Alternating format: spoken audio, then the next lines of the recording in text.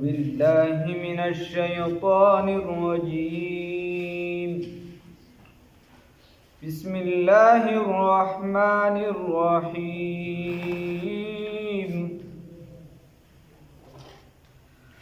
فإذا انشقت السماء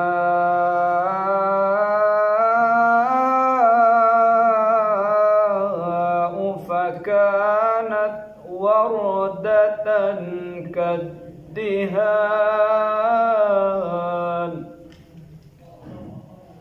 فبأي آلاء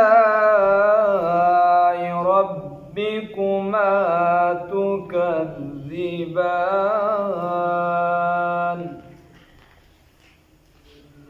فيومئذ لا يسأل عن ذنبه إنس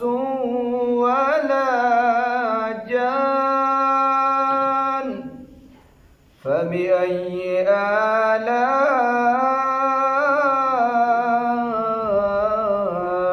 ربكما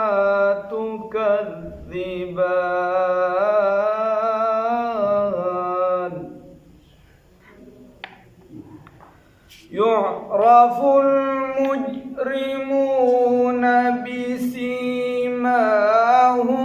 فيؤخذ بالنواصي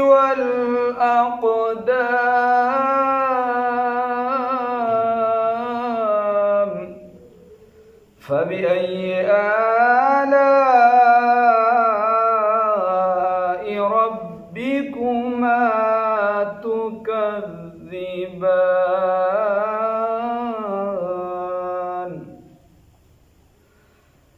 هذه جهنم التي يكذب بها المجرمون يطوفون بينها وبين حميم آن فبأي آلاء ربكما تكذبان صدقت يا رب العالمين.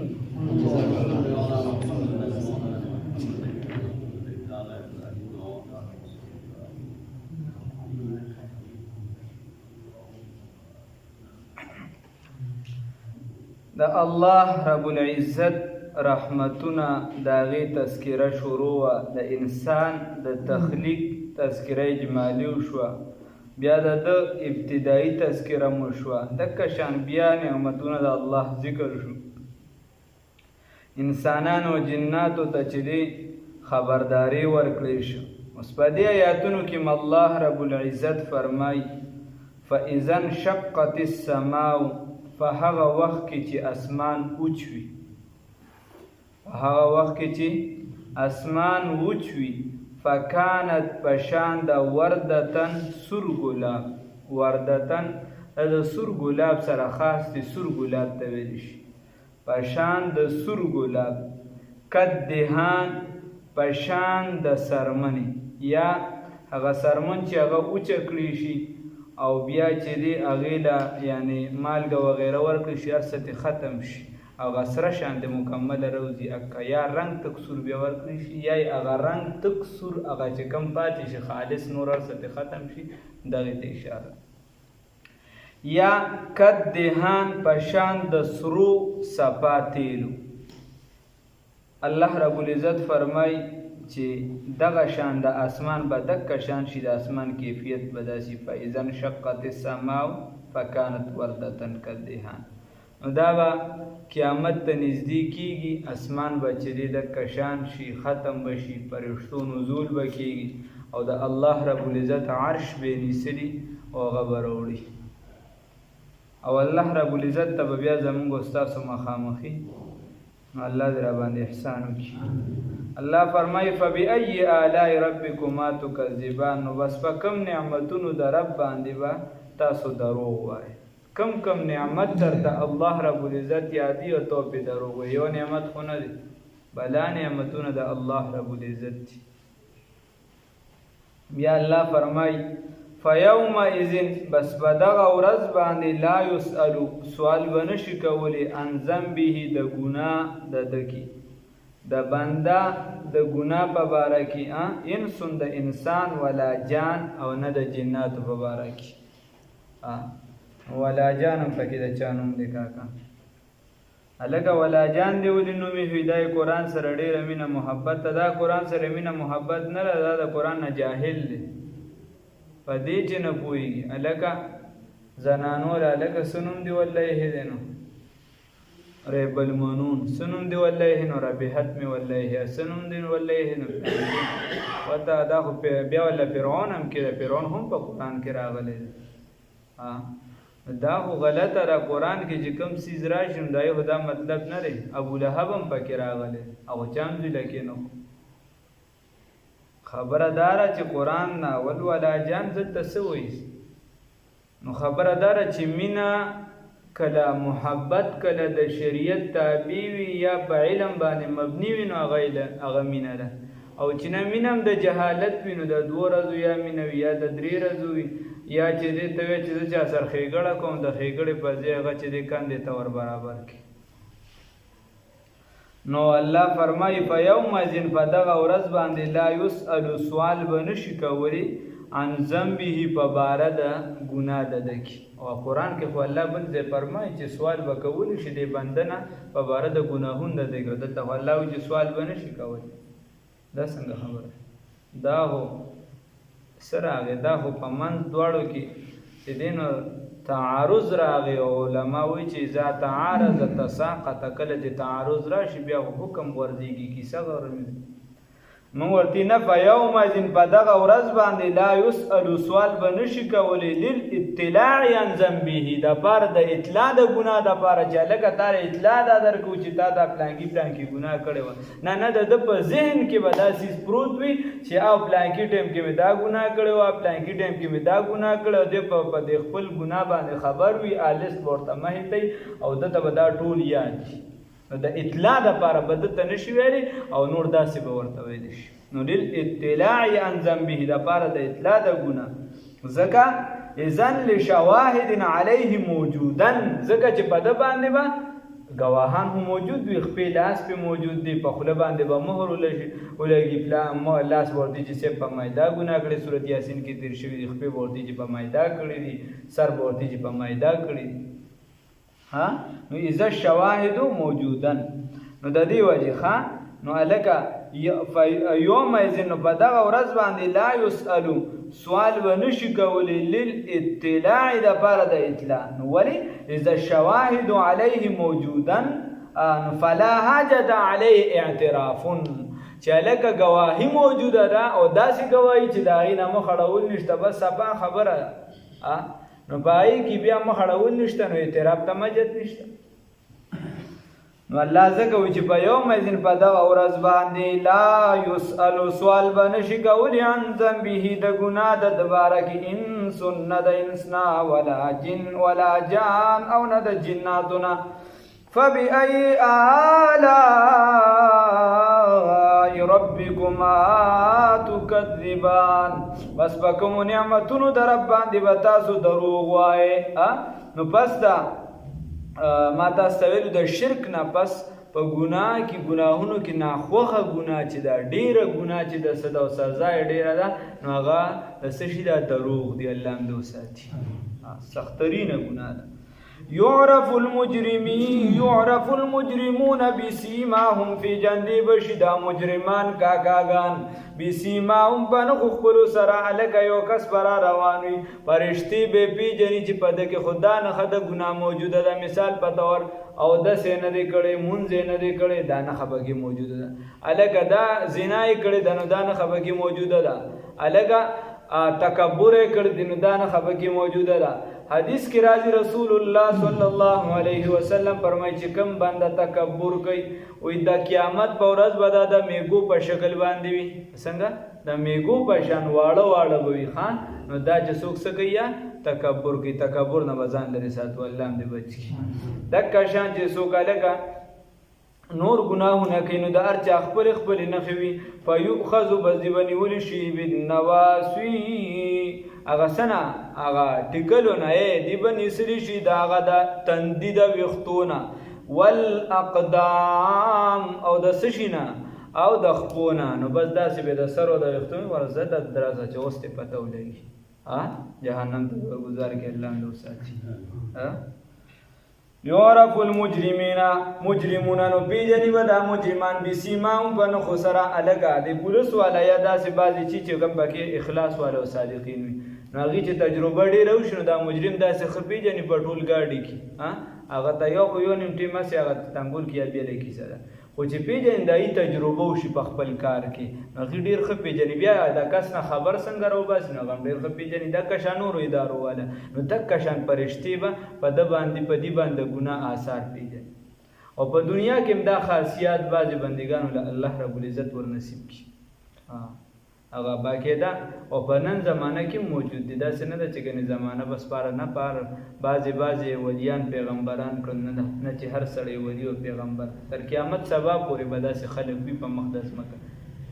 بلکې باقاعده حدیثو کې راغلي دي ځای کې به دونه چې دی نو مثال پته وه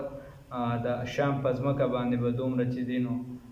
دغه وي داسې ورته ابدال وي دومره به دا وي وغیره دا ټول نشاندهي شته. نو څوک کم عقل دی بالکل خدایان دی جوړ کړي او څوک چې دی نو بالکل هغه شته درجه والله ختم کړي نه اعتدال وکړي. نو دا پیژني ښه دا بزرګان چې دي لم چې ورشي نو تا ته به مخامخ نه وي، خو چې څوک ورسره بیا ډېر وابستی نو هغه ته وایي چې دته دا ووایه دا باقاعده پیژندي بس پخته یقین وکړي. یعرف المجرم او باقاعده په ذکر باندې اثر د ښکاري باقاعده بس پخته یقین وکړي. یعرف المجرمون پیجندی شي دا مجرمان بسیماهم په نښو د دو سره په یؤخذ بس دې به نیسلی شي بالنواصي د سر د ویښتو نه والاقدام او د خپو نه. فبأي آلاء دکه شان د نیکې اثرات هم ښکاري په مخ باندې او په اندامونو باندې. حدیث شریف کې راځي رسول الله صلی الله علیه وسلم فرمایي د حدیث مفهوم دی وایي دا او دس چې کوم ځایونه دي چرندام دا به د قیامت په ورځ پړه کېږي، د قیامت په ورځ به د چرندام دا ځایونه څه کېږي دا به پړه کېږي ولې چې د چرندام کړي. دکه شان چې دی دا به فرشتو ته ښکاري چې بهی دا څوک دی دا د رسول الله صلی الله علیه وسلم امتي دي. داسې نور بعضې نیکۍ به په بدن باندې ښکاري د شهدا وینه وغیره داسې بعضې څیزونه به ښکاري د چا مخونه به پړه کېږي. الله رب العزت دې راله توفیق راکړي. فیؤخذوا بس دی ونیولی شي بالنواصي دا هغه سر د ویښتو نه والاقدام او د خپو نه. فبأي آلاء ربكما تكذبان نو تاسو به د رب په کوم نعمتونو باندې ناشکري کوئ. و مسلمان کا راشه الله رب العزت تعالی سوچت کا الله ته جړاو کا الله ته عاجزي او کزاریو کا د الله رب العزت په کوم نعمت باندې ناشکري کې ناشکري نه د پکار شکر پکار دی. د الله رب العزت د کوم نعمت نه به انکار کې انکار نه دی پکار څه پکار دی دا اقرار پکار دی. الله دې له توفیق راکړي. الله فرمای هذه جهنم التي يكذب بها المجرمون. هذه دا چې دی جهنم هغه جهنم دی وبا باراش التي هغه دی يكذب بها چې تا به دروغ ګڼ دی لره تا به چې مړ هغه جهان سره به ګورو سموسل خانه دې جوړه کړې وه د دې جهان غم پکار دی. نو الله ويكذب بها المجرمون چې تکذیب کو په دې باندې مجرمانو. الکه الله رب العزت عقل سوچ پوهه در کړی ده نو چې د دنیا د پر ډیره منډه وي نو د آخرت د پر څه خو وکړه. الله دې له توفیق راکړي. نو دا کافران چې دي دیو د آخرت نه بالکل چورلټ انکار کوي چې انکار دې کوي نو الله رب العزت ورته هذه جهنم دا هغه جهنم دی د کوم نه چې تاسو کو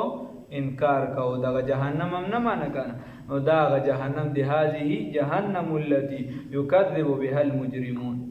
یطوفون ګرځي را ګرځي به دوی بینها په منځ د جهنم کې نو هلکه چکر به نه وي ګورې د عذاب ګرځېده به وي یطوفون بینها ګرځي را ګرځي به په منځ د جهنم کې وبین حمیم آن او په منځ د هغه ماء حارون هغه په منځ د هغه ګرمو اوبو کې داسې اوبه چې سړی ته یو ګوټه مسکي نو حدیث شریف کې راځي چې کلمې وغیره دا ټول دننه چې څه پروګرام دی دا بیا چې د اودسما دي په ځای باندې بهر راوځي داسې اوبه دي الله هم دې وساتي داسې سخته ده جهنمي به الله رب العزت ته سوال وکړي الله ته وایي چې خدایه دا اور را باندې ډېر وچلېده اوس راته لږې اوبه راکړه چې اوبه وڅښم نو چې دغه اوبه څکي دغه حل کېږي بیا به خدای پاک ټیک کوي بیا به داسې الله هم دې وساتي یطوفون گردش بکوي ګرځي را ګرځي به بینها په منځ د جهنم کې و بین حمیم آن او په منځ د هغه ګرم اور کې او په منځ د هغه ګرمو اوبو کې فبأي آلاء ربكما تكذبان نو بس تاسو به د رب په کوم نعمتونو باندې دروغ وایې نو د رب په یو نعمت باندې دروغ نه دی ویل چې خدای صحت درکړی دی وایه خدایه تا صحت راکړی څوک درته وایي چې روغ یې ته ورته الحمدلله لکه خدای پاک د الله مال درکړی دی هر چاته خوله وي ته مه نیسه هر چاته چې د سوال لپاره دی یا خوله وازه کړي یا هر ټایم دی بس خولې پورې ځان پسې شتی مګې رامګې څوک درته وایي چې څه چل دی حالات خو ډېر خراب دي دا چې خدای در باندې احسان کړی وی الحمدلله زما حالت ټیک دی د خدای شکر دی په دې حالت کې بیا چې دی هلکه مونځ دی وکړه نو دا مه وایه چې بس پلانکي مونځونه که دا نه بس د خدای شکر دی الله د مونځ توفیق راکړي چې د الله شکر ادا کړو د دې فتنې په دور کې چې مونځ ادا کړو دا کم عبادت دی الله یې د نیکۍ توفیق راکړي قرآن ته کېناستې دا مه وایه چې پلانکي نه کښېني دا نه کښېني هغه زمانه کې دې شي استانه بل څه ښه عمل کوي بل نو د خدای شکر دی چې الله خپل کلام ته کېنولم الله دې توفیق راکړي نور علم دعوت ورکوه لګیا یې که نه خو په دې به ناشکري نه کوې د خدای شکر به ادا کوې په هر د نیکۍ عمل باندې او که کله موږ ناشکري وکړه نو د خدای پاک دین زموږ محتاجه نه دی موږ د دین محتاجه یو خدای پاک د دین دفاع چې کله کوي د توحید دفاع چې کله کوي نو دا په توتکرکو باندې هم کړې ده د خپل کور دفاع چې کوي په توتکرکو باندې هم کوي هغې له د ډمبم او د زمانې د وسلو ضرورت نشته یو هوا باندې هم ټول کار چلی په یو وزر د جبریل امین هم ټوله علاقه چې د الټه کوي د الله ټوله دنیا پې د الله الټه کوي نو د دې وجې چې کم کار کوو په هغې به د خدای شکر ادا کوو الله دې راله توفیق راکړي